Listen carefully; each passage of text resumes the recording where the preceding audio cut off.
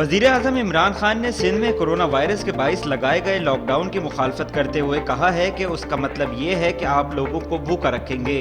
Lock down سے غریب عوام مشکل کا شکار ہو رہے ہیں۔ جہاں کورونا کی شرح زیادہ ہے وہاں اسمارٹ لاک ڈاؤن لگائیں۔ این سی او سی کے سربراہ اسد عمر کا کہنا ہے کہ کورونا کی چوتھی لہر خطرناک اور بہت تیزی سے پھیل رہی ہے۔ اسد عمر نے بتایا کہ کل ملک بھر میں 9 لاکھ سے زائد کورونا ویکسینز لگائی گئیں اور پچھلے 6 روز میں 50 لاکھ ویکسینز لگائی گئیں۔ پچھلے 16 دنوں میں 1 کروڑ سے زائد خوراکیں لگائی جا چکی ہیں۔ ملک بھر میں گزشتہ 24 گھنٹوں کے دوران کورونا سے مزید 62 افراد انتقال کر گئے اور 5026 نئے کیسز بھی رپورٹ ہوئے۔ کورونا کے مثبت کیسز کی شرح 8.82% رہی۔ مسلم لیگ نون کی نائب صدر مریم نواز کے بعد اب مسلم لیگ نون کے رہنما احسن اقبال بھی دوسری بار کورونا کا شکار ہو گئے۔ کورونا ٹیسٹ کی رپورٹ مثبت آنے کے بعد احسن اقبال نے خود کو قرنطینہ کر لیا۔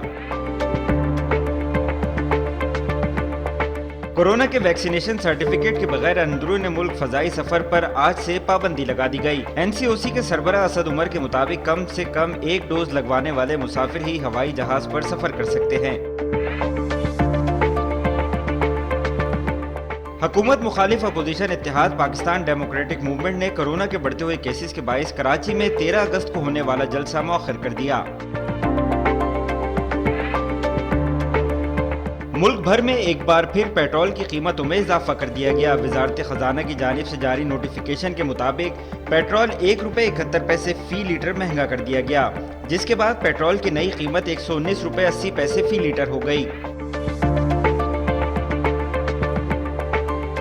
وزیر اعظم کے مشیر برائے قومی سلامتی معید یوسف کا کہنا ہے کہ افغانستان کی سرزمین پاکستان کے خلاف استعمال ہو رہی ہے۔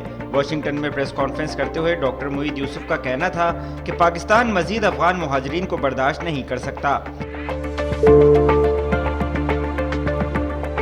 ترک صدر رجب طیب ایردوان نے ملک کے مختلف حصوں میں آگ لگنے کے واقعات میں ممکنہ سازش پر برہمی کا اظہار کرتے ہوئے ذمہ داروں کے خلاف سخت کارروائی کا اعلان کر دیا۔